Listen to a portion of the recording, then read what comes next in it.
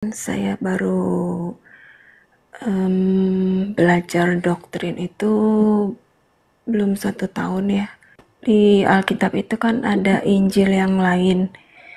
Yang termasuk Injil yang lain itu yang bagaimana? Beda ya, Injil yang lain sama Injil yang palsu. Padahal kan saya itu sudah bergereja itu sejak 2005. Tapi saya baru dapat pengajaran itu ya rasanya belum 1 tahun gitu dari YT.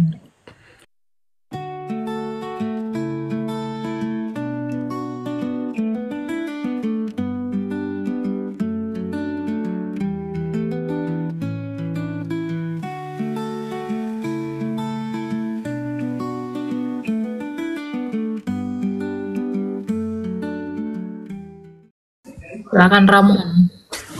Iya, sebenarnya mungkin ini ya kita tahu keselamatan itu hanya dari Yesus Kristus. Cuman saya sempat berdialog ya, nggak mau ngomong berdebat ya, karena kita semua saudara dalam Kristus. Berdialog bahwa ada beberapa orang percaya, aliran lebih tepatnya, harus banget baptis air. Kalau menurut Kak Elia, bagaimana pendapatnya? Ya harus baptis air. Oke, berarti kalau orang yang di sebelah Kristus tuh gimana? Karena biasanya suka ada ini dibanding. Itu kan caseable, itu kan kasus tertentu. Kalau kita punya kesempatan untuk dibaptis air, kenapa harus tidak dibaptis? Karena baptisan itu adalah bukti iman. Kan di dalam Matius berapa ya? 19 ya, ayat 19 ya. Yang mengatakan barang siapa yang percaya dan dibaptis, dia akan diselamatkan, tapi barang siapa yang tidak percaya, dia akan dihukum.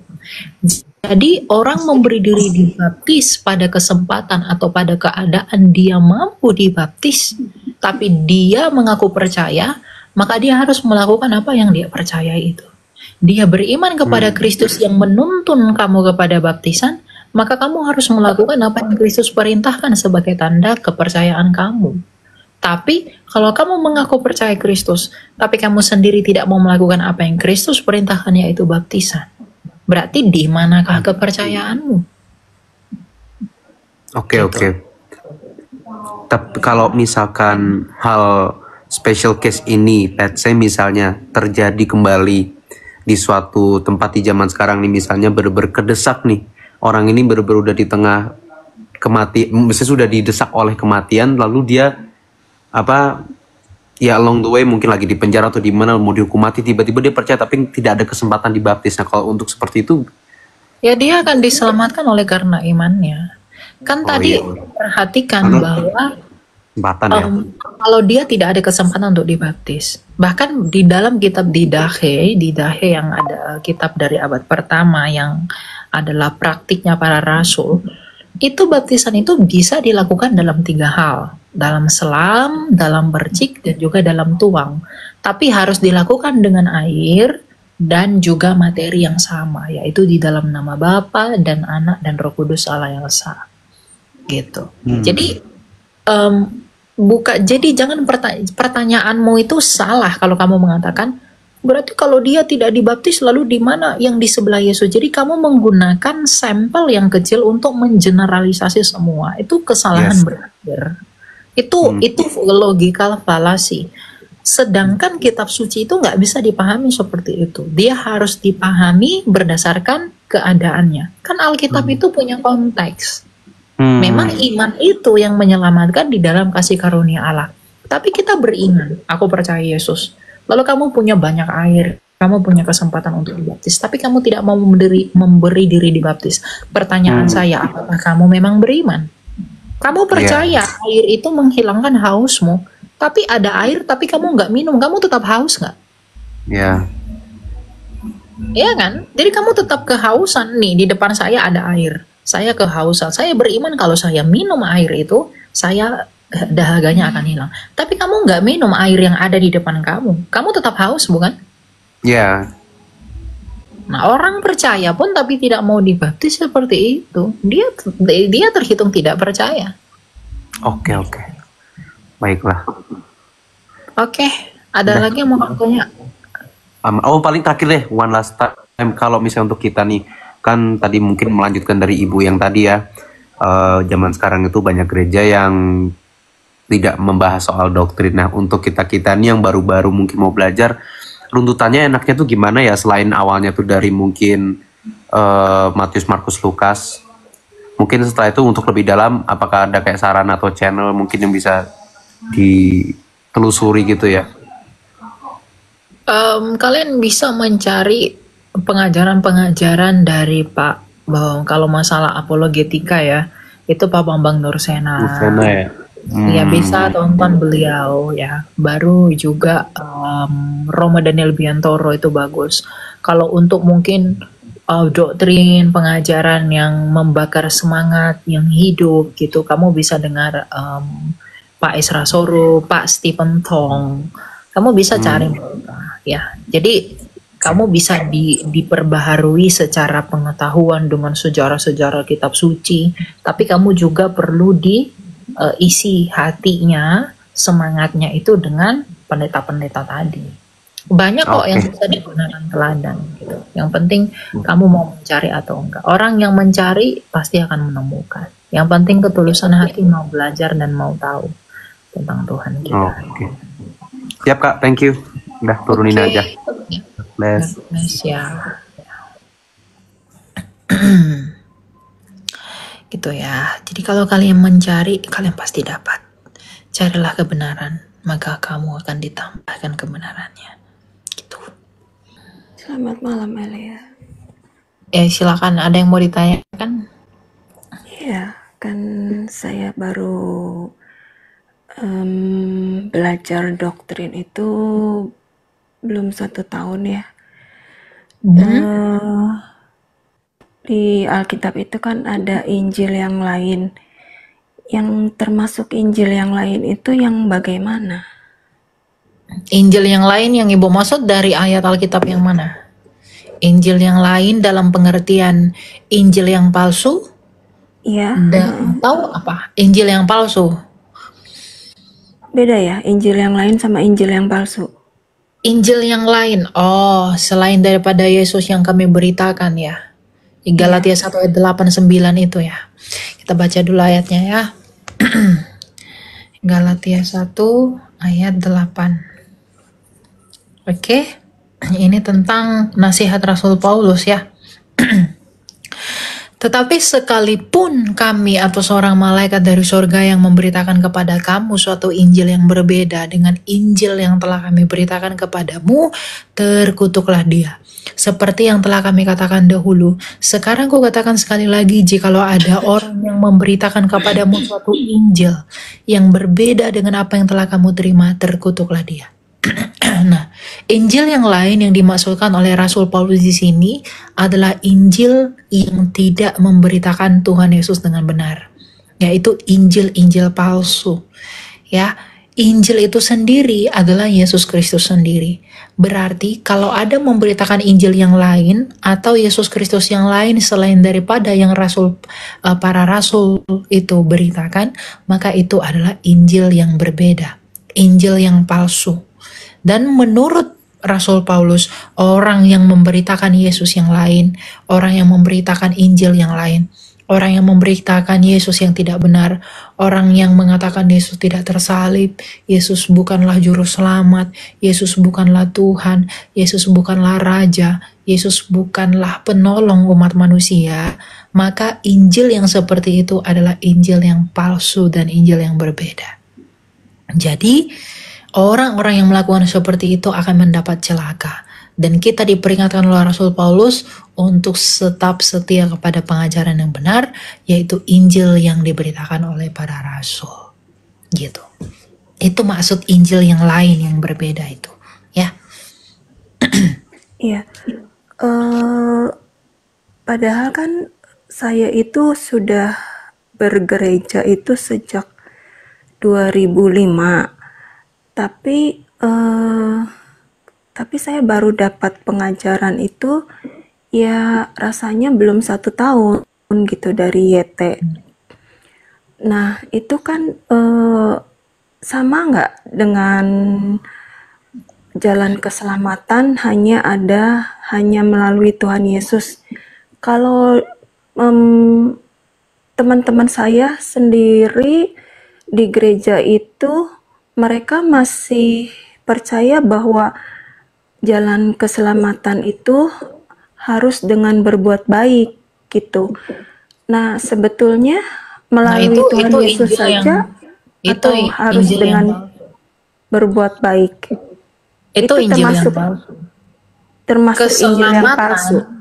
Ya, jadi kalau ada gereja yang mengajarkan ada orang yang bisa diselamatkan dengan perbuatan baik, itu Injil palsu. Injil yang benar adalah keselamatan itu adalah anugerah. Anugerah yang Tuhan berikan kepada kita. Bukan karena kita baik, makanya Tuhan menyelamatkan kita. Tapi justru karena kita bodoh, justru karena kita adalah orang-orang yang tidak berkenan di hadapan Allah, maka kita itu diselamatkan oleh Allah. Makanya keselamatan itu adalah kasih karunia. Jadi kalau ada orang mengatakan keselamatan itu adalah karena kebaikan kita, tidak benar. Tetapi kalau kita sudah mengaku beriman kepada Tuhan Yesus, kita mengaku kita sudah percaya kepada Yesus, maka kita harus membuktikan keberadaan iman kita itu melalui perbuatan baik kita. Gitu. Jadi nggak ada keselamatan di luar Yesus dengan perbuatan baik. Berarti orang yang berbuat baik di luar Yesus itu bisa diselamatkan. Itu sesat. Karena Tuhan Yesus sendiri berkata bahwa kalau kamu tidak percaya bahwa akulah dia, kamu akan mati dalam dosamu, dalam Yohanes 8 ayat 24.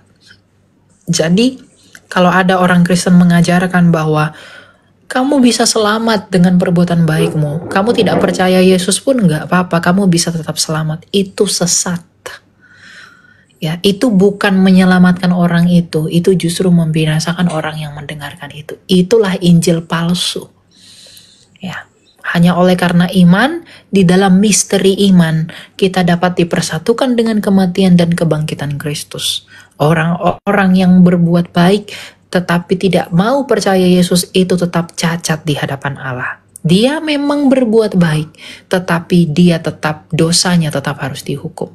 Orang yang berbuat baik tetapi tidak mau percaya Yesus, itu seperti menumpuk semen, menumpuk batu di atas pasir, karena pondasinya tidak kokoh.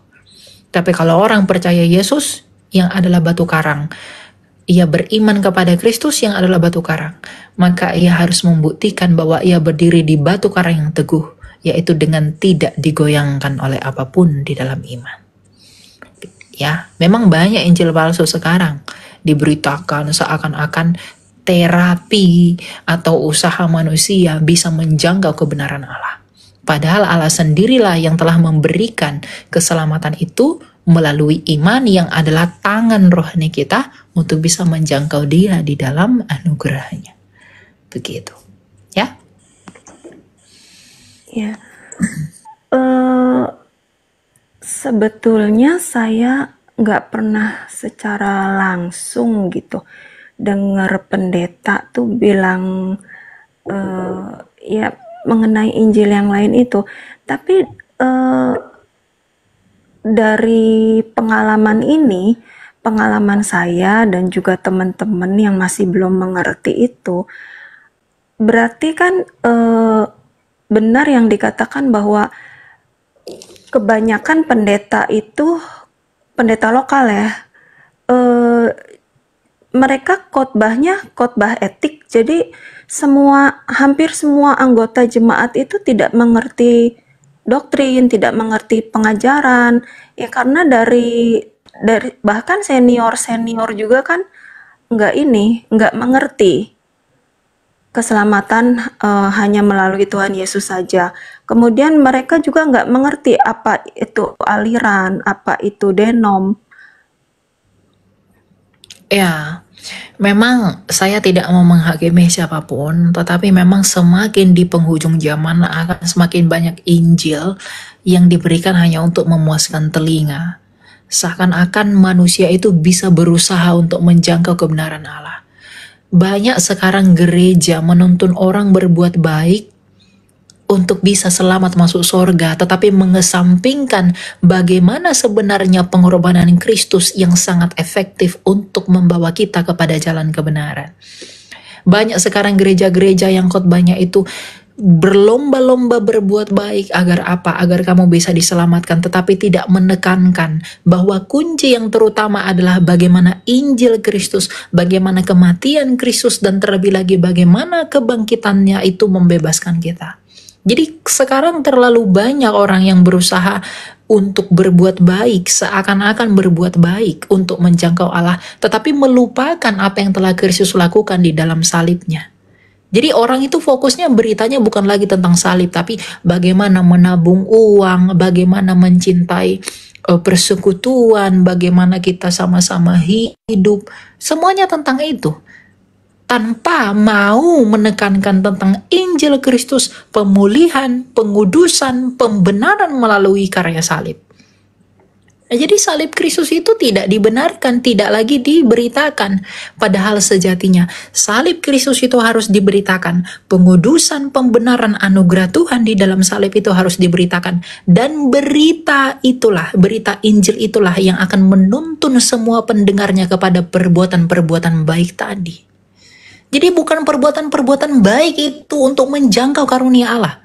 Tetapi salib Kristus itulah yang menuntun kita untuk berbuat baik. Karena kita berbuat baik bukan lagi karena ketakutan kita akan Allah, tapi kita berbuat baik karena kita sadar bahwa Allah telah mengasihi kita terlebih dahulu. Jadi perbuatan baik kita bukan lagi atas dasar ketakutan, tapi perbuatan baik kita, kasih kita didasarkan karena kesadaran bahwa Allah telah mengasihi kita melalui karya salib. Nah itu sekarang jarang diberitakan. Sekarang fokus kepada terapi, bagaimana menyembuhkan masa lalu, menyembuhkan ini. Tapi tidak mau memandang pada salib Kristus. Tidak mau melihat bagaimana Kristus telah berkarya bagi manusia di dalam apa yang dia lakukan. Ya, tetapi itu semua adalah bahan evaluasi bagi kita. Termasuk saya, semua pelayan-pelayan Tuhan. Karena bagaimanapun sebenarnya pelayanan yang benar adalah pelayanan yang memuncak kepada pengagungan Kristus atas segala sesuatu. Baik kita di dalam masalah, baik kita di dalam duka cita, baik kita di dalam sukacita, dan dalam keadaan apapun, Kristus harus ditinggikan. Itu yang harusnya kita yang harusnya kita lakukan. Bukan malah fokus ke yang lain-lain. Perbuatan baik itu adalah buah dari ajaran yang benar. Kalau kita mengenali kasih Allah dengan sejati, maka buah-buah kita juga akan sejati. Iman yang sejati akan berbuah kepada ketaatan hidup akan hukum-hukumnya Kristus. Begitu, ya. Jadi kita harus nggak sih terdaftar atau menjadi anggota jemaat di gereja itu? Ya, kamu harus bertumbuh di dalam persekutuan jemaat yang tetap agar kamu bisa menerima perjamuan di sana, menerima sakramen di sana, bersekutu, bermarturia, berkoinonia, dan juga berdiakonia di sana. Itu harus begitu, ya. Kalau simpatisan saja enggak bisa. Ya, Harus kalau kamu jadi anggota jemaat. Kalau kamu bisa menjadi anggota, kenapa harus jadi simpatisan? Kalau kamu simpatisan kan kamu nggak bisa menerima sakramen penuh. Sakramen baptisan, perjamuan kudus, dan lain sebagainya. Rahmat-rahmat keselamatan melalui gereja itu kan kamu tidak bisa terima semuanya. Kalau kamu hanya jadi simpatisan. Kamu harus memutuskan untuk bergabung menjadi keanggotanya. Tapi hati-hati memilih gereja. Gitu. Ya, makanya karena itu aku udah dibaptis dari 2005 udah dibaptis. Jadi kalau untuk ikut perjamuan kudus kan bisa tidak harus jadi anggota jemaat kan? Iya, tapi harus memutuskan untuk menjadi jemaat gereja. Tapi hati-hati memilih gerejanya. Kalau memang belum menemukan gereja yang tepat, ya ditemukan saja, dicari kemana perginya, gitu. Tapi harus bersekutu. Terima kasih banyak ya. Oke, kita lanjut ya. Ada masih banyak orang soalnya di bawah yang mengantri ya. Ya turunkan saja nggak apa-apa. Oke, thank you, God bless you.